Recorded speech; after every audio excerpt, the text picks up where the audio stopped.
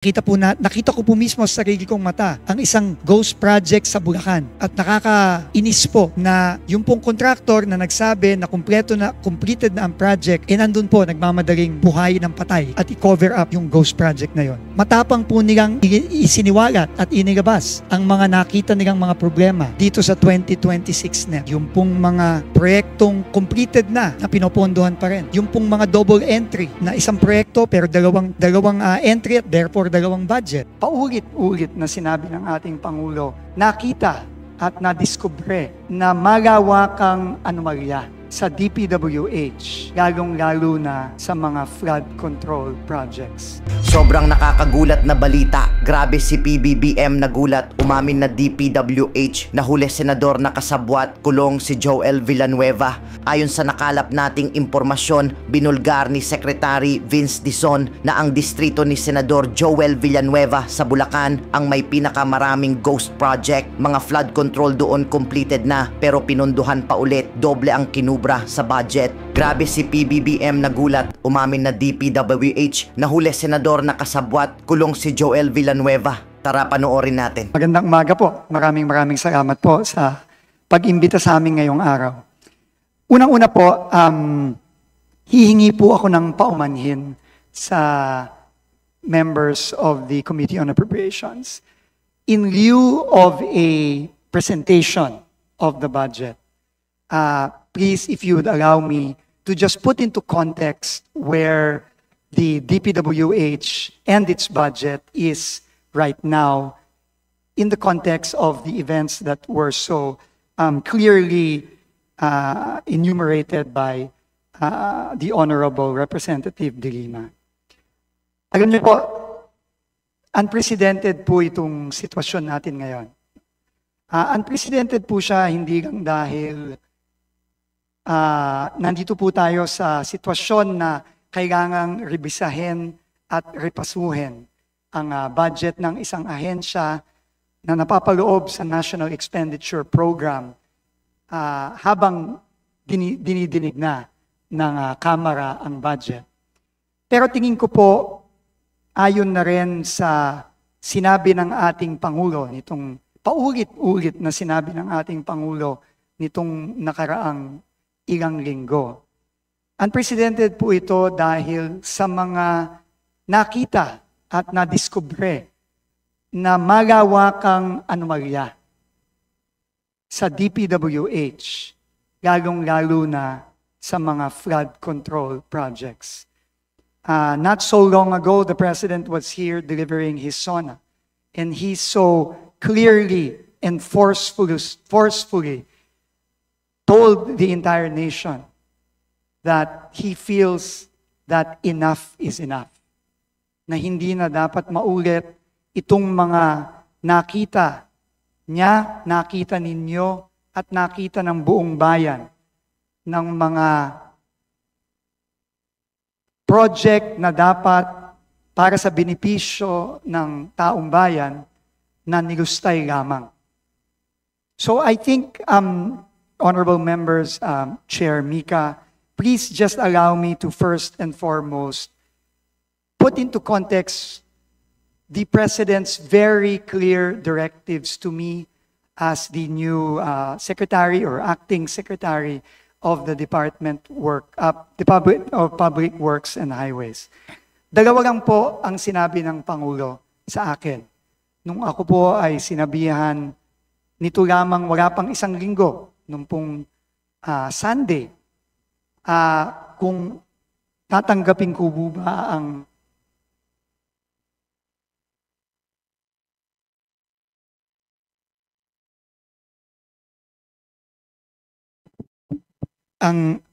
hamon ng pagiging secretary ng Department of Public Works and Highways, lalong-lalo na 6 na buwan pa lang po ako sa aking dating trabaho bilang secretary ng Department of Transportation. Sa aming pag-uusap po, dalawang bagay lang po ang sinabi ng ating Pangulo. At ito na rin pong dalawang bagay na to ang nag-udyok sa akin na tanggapin ang hamon kahit na po napakabigat po. Napakabigat po ng desisyon na hinarap ko sa paghiling ng Pangulo na ako'y maging DPWH Secretary. Pero ang una po niyang sinabi ay kailangang linisin from top to bottom ang DPWH.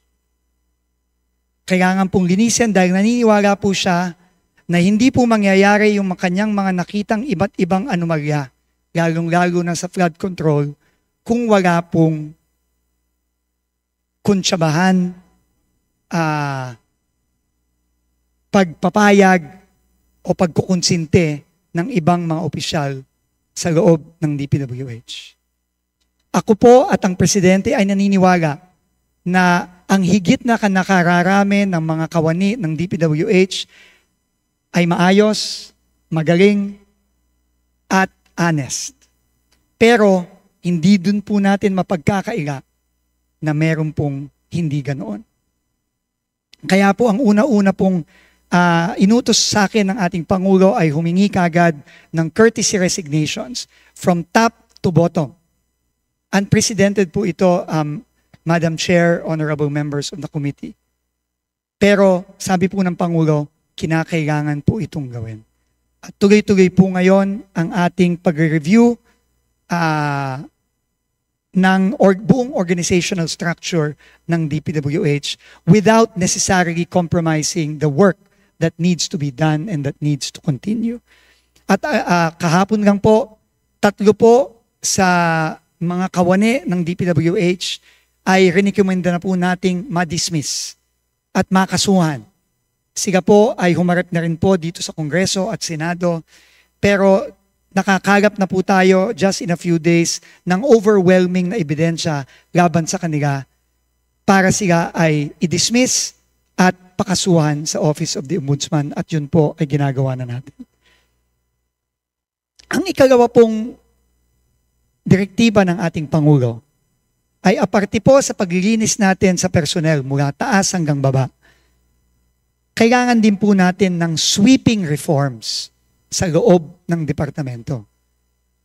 Aaminin ko po, sa tinagal-tagal ko po sa gobyerno, ako po ay na-overwhelm sa laki at sa gulo na nadatnan ko at nakikita ko sa loob ng departamento ng Public Works and Highways. Hindi po ito magiging madaling proseso at hindi din po ito magiging mabilis na proseso. This will take time and this will be a very, very difficult process of reform.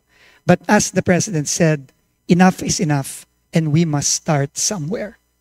Kaya po nag-commit po ako sa ating Pangulo at sa inyo po at aming mga mahal na representatives ng ating mga kababayan na magre-reforma po tayo hindi lamang po sa proseso ng budget. Doon po marami po akong nakikitang kailangan reformahin.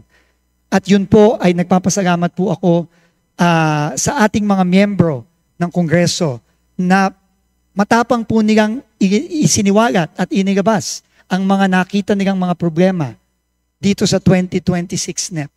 Yung pong mga proyektong completed na pinopondohan pa rin. Yung pong mga double entry na isang proyekto pero dalawang entry at therefore dalawang budget. Yan po ay kailangan po hindi lamang malaman ng ating mga kababayan, pero kailangan po nating ayusin at kailangan po nating tanggalin. Marami din pong kailangan reforma na kailangan gawin sa procurement process ng DPWH. Diyan po nagsisimula ang korupsyon. At makakaasa po kayo sa mga susunod na linggo, sa mga susunod na buwan, gagawin po natin yan.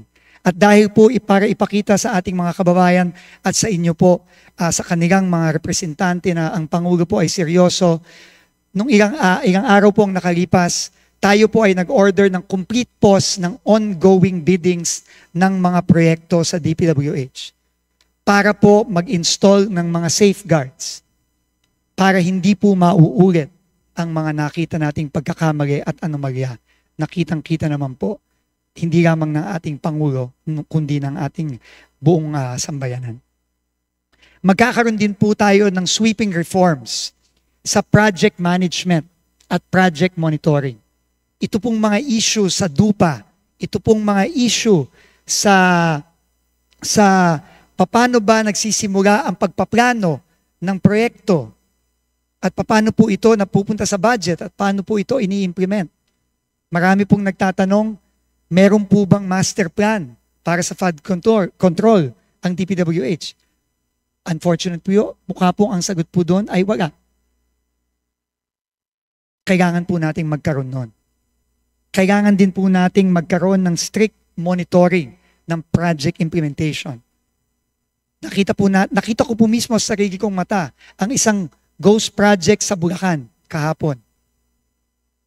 At nakakainis po na yung pong contractor na nagsabi na completed na ang project last year, na pinayagan at nag-sign off ang DPWH last year po, na fully paid last year. E nandun po, nagmamadaling buhay ng patay, na sinabi ko kahapon. At i-cover up yung ghost project na yon.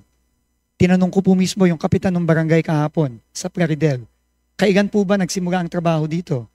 Knowing na nakalagay po sa dokumento ng DPWH, completed at fully paid na po noong 2024 ang proyektong ito, worth almost 100 million pesos. Sinabi po ng kapitan at ng mga tao doon, Secretary, 3 weeks ago lang po nagsimula ang trabaho dyan. Ito po ay klarong failure sa monitoring at project implementation. Ito po ay klarong failure sa procurement system. Ito po ay klarong failure sa planning. At kailangan po lahat ng ito ay simulan na nating baguhin at reformahin. Ito lang pong dalawang bagay ang kabilin-bilinan ng ating Pangulo. At nangako po ako sa inyo na sisimulan po natin ito. Hindi po madali ito, uulitin ko po, hindi po madali at hindi po mabilis ito. Pero we have to start somewhere.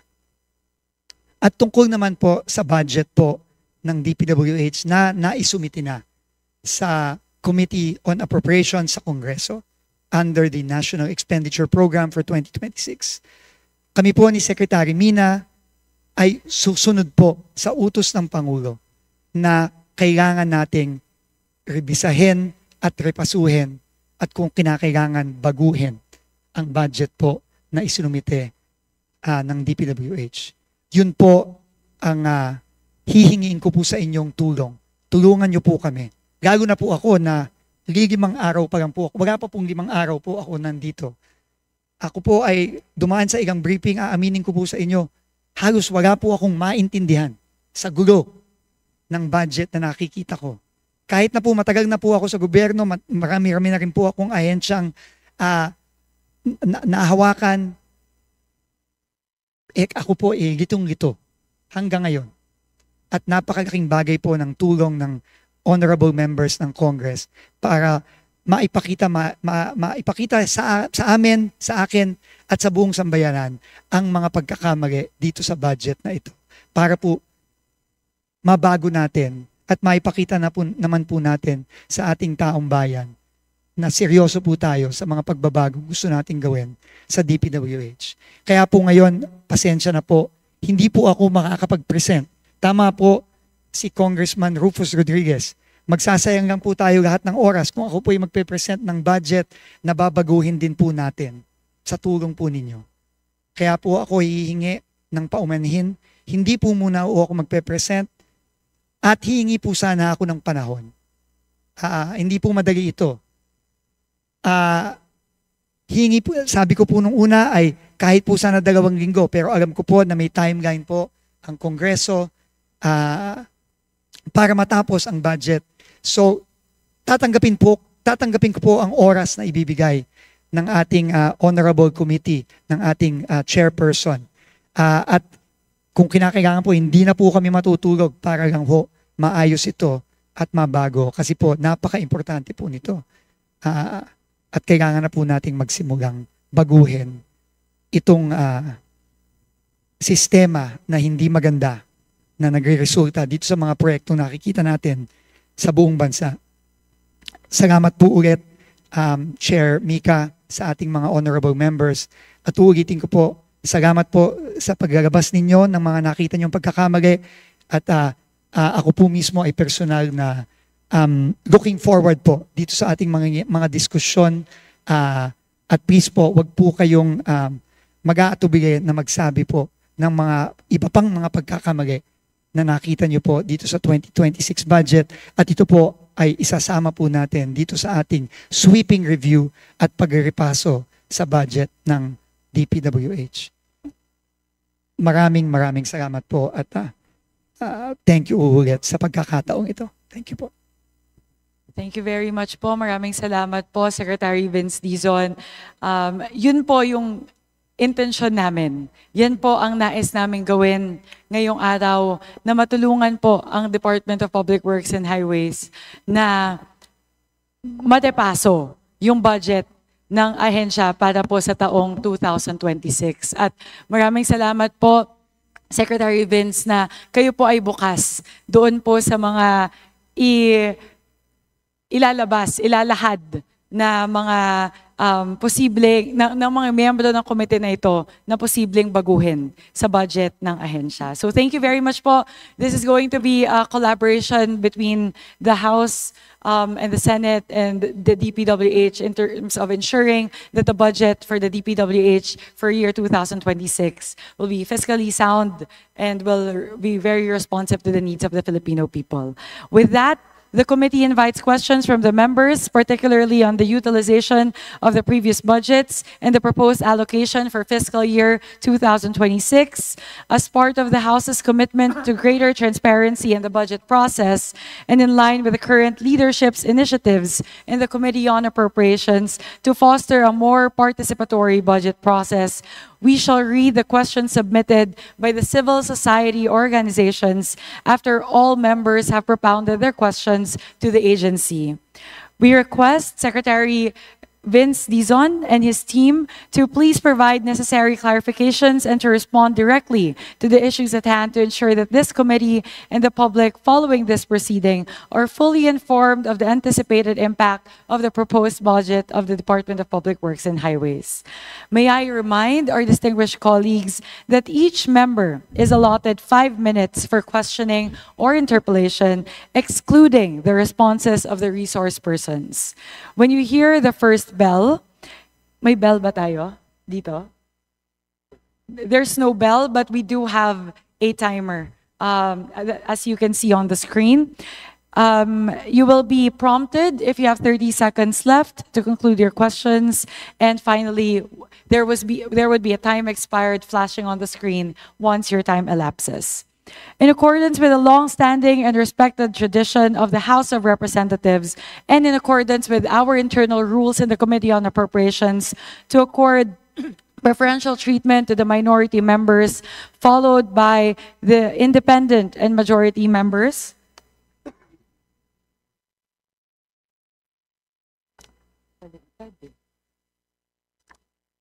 My apologies. Based on our internal rules, the order shall indicate majority member first, minority, then independent, then majority. So we will follow that line of recognizing our members in alternating manner. And with that, Madam Chair, I have a... Vice Chair Rufus, if yes, this is, may we proceed to recognize the first interpellator? This is regarding a point of order and a parliamentary inquiry at the same time. Madam Chair, we could not... we could not proceed, Madam Chair, with question and answers when there is no presentation of the budget. In other words, just like when we have our second reading of bills, there is always that committee amendments. Here, I think the best way, the Secretary is already studying it very well upon order of the President to review. What will be the basis for our questions when there is no budget presented? Practically, there is no budget being presented. What is submitted in the NEP is not what the Secretary will want us to discuss. So there's really, with that statement of the Secretary, let's allow him.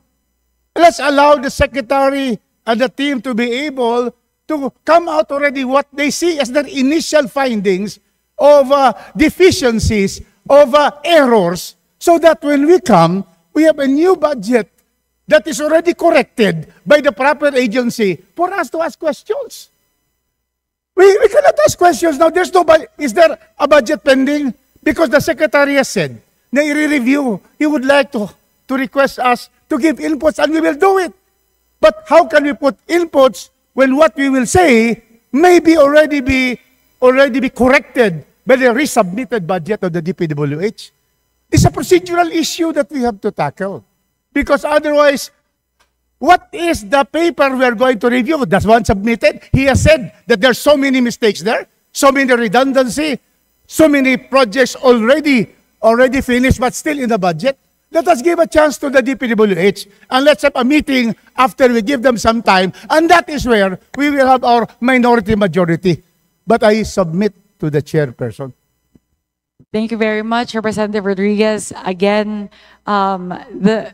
the position of the committee is that members have all been provided with a copy of the 2026 National Expenditure Program and subsequently the General Appropriations Bill of the Committee on Appropriations, and that those two documents as well as the BESF would be enough as a basis that the members can leverage to field their questions to the DPWH. I am also in agreement with Secretary Vince Dizon that it may be a little